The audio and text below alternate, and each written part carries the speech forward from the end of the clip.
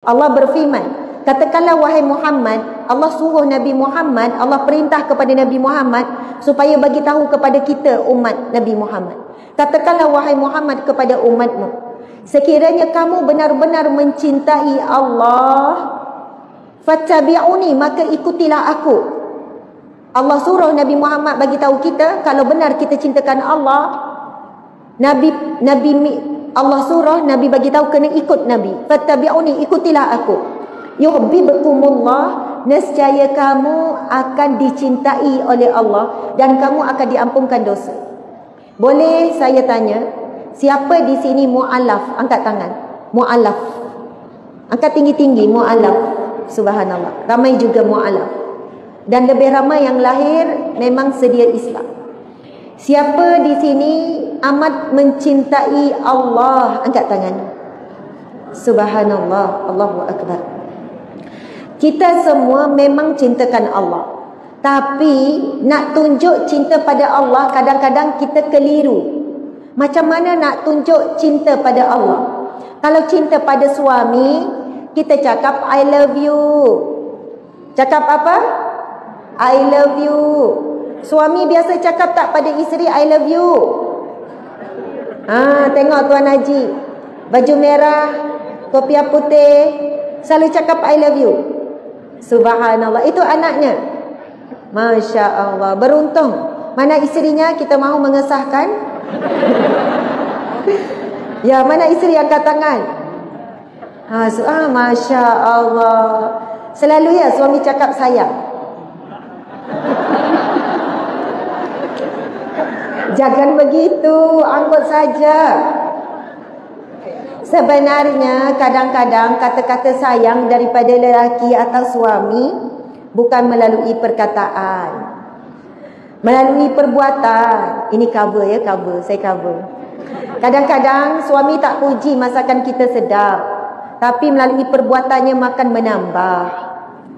Kadang-kadang suami itu bukan tak puji dengan dia tak puji dengan lidah, rumah itu kemah bersih, kita susah payah. Dia puji dengan tindakan, dengan tidur lena. Boleh terima atau tidak ni? Subhanallah, muslimin muslimat. Tetapi Nabi ajar kita berbeza. Kalau sayang, Nabi suruh cakap sayang. Bahkan Nabi suruh seorang sahabat, ucapkanlah kata sayang dan cinta kepada saudaramu kalau kamu sayang. Bahkan ada seorang sahabat Nabi duduk dengan Nabi, lalu melintah ada seorang lelaki. Sahabat Nabi ni kata, ya Rasulullah, aku sangat sayang saudaraku itu, kawanku itu, sahabatku itu. Nabi pun tanya, kamu sudah cakap pada dia yang kamu sayang? Belum. Sekarang kamu pergi bagi tahu dia yang kamu sayang.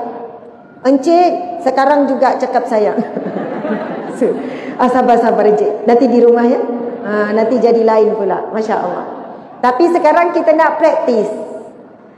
Muslimat sama muslimat, muslimin sama muslimin, pandang orang kiri dan kanan, cakap saya sayang kamu kerana Allah.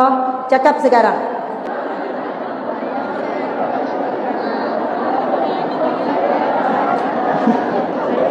Okey, sabar-sabar. Kembali semula pada saya.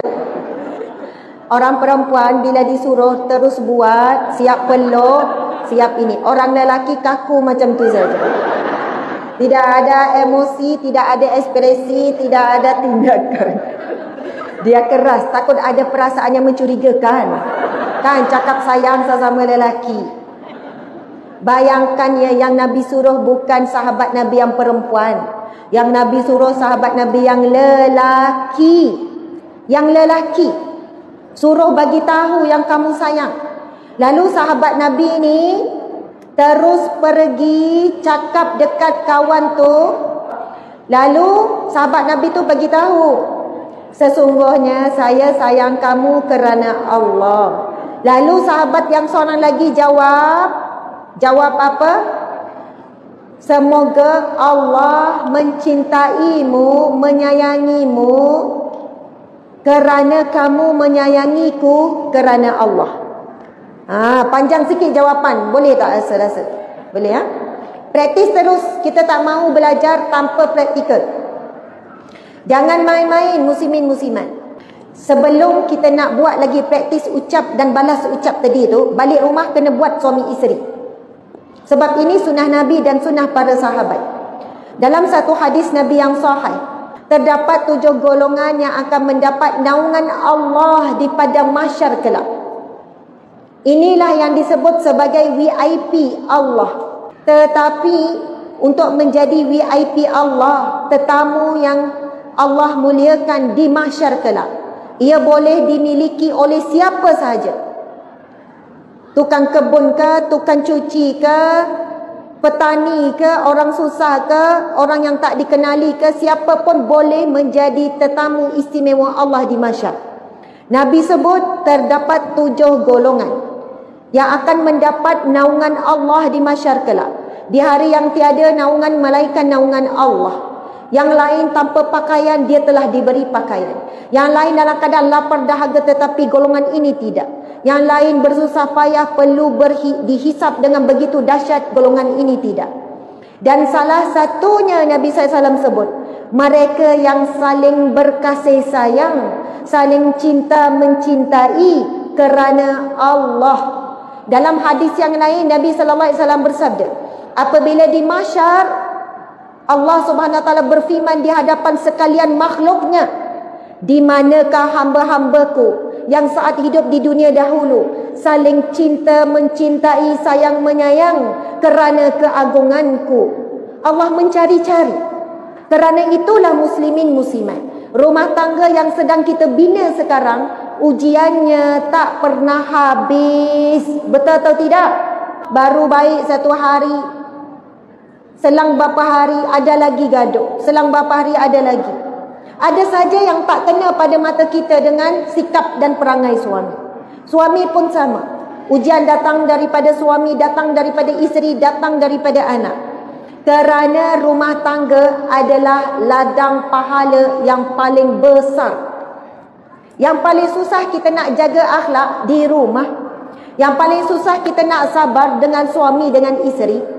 Yang paling susah kita nak jaga perkataan adalah dengan isteri, suami dan anak-anak. Contoh ya begini, muslimin muslimat. Ada tetamu datang bawa anak kecil umur 2 tahun, sama bahaya dengan anak kita, sebahaya. Lepas tu kita angkat air Milo, lalu anak kecil tetamu ini tumpahkan air. Apa berlaku pada kita bila tengok tetamu ni anak kecil tumpahkan air Milo? Kita marah atau tidak? Oi, tak marah. Siap kita muka senyum. Ini budak-budak, biasalah, jangan dimarahnya. Muka senyum, tak ada masalah, tak apa, pergi ambil kain, lap. Biasalah budak-budak. Lepas tetamu balik, anak kita pula sambung minum air. Tumpah juga. Marah atau tidak? Oi, bertukar rupa jadi raksasa. Kita keluar semua tazkirah bebel kita. Kan tak hati-hati apa ni minum ni, mak dah lah penat begini-begini. Anak kita pun berkelip-kelip tengok mak. Tadi macam malaikat, sekarang macam azab, macam rasa asap. Saya pernah ditanya begitu oleh anak saya. Masa tu tetamu datang rumah, saya masa tu penat, tapi saya layan dengan senyum. Tetamu datang, hidang air. Tetamu kata, minta maaf Ustazah, Ustazah dah lah penat. Tak apa, tak penat. Depan tetamu, okey. Lepas tetamu balik, tutup pintu, muka terus masam. Datang anak saya, namanya Imran. Masa tu umur dia 5 tahun lebih, 6 tahun macam tu lah. Sekarang dia dah jadi 3. Lepas tu kan muka saya masam, macam saya malas nak layan dia. Lepas tu dia kata, Umi, kenapa muka Umi macam tu? Umi penat lah Imran. Tadi Umi macam tak penat. Itu kan depan tetamu. Umi kenalah jaga air muka. Kenapa Umi tak boleh jaga air muka depan Imran? Dia tanya soalan tu. Umi penat. Tadi Umi tak penat. Umi penat juga. Lepas tu kan saya terus terasa sesuatu. Allah mahu tegur saya melalui anak kecil ini. Saya kata minta maaf Imran. Okey, Umi senyum. Macam tu lah Umi. Imran pun nak tengok Umi wajah manis. Kadang-kadang kita beri wajah manis kita pada orang luar, bukan pada keluarga. Kalau dengan kawan-kawan baru minta maaf, Tak apa, sudah lama saya maafkan, itu masalah kecil. Tapi kadang dengan suami, abang awak ingat tak 10 tahun yang lepas? Bila bergaduh 10 tahun lepas pun kita ungkit.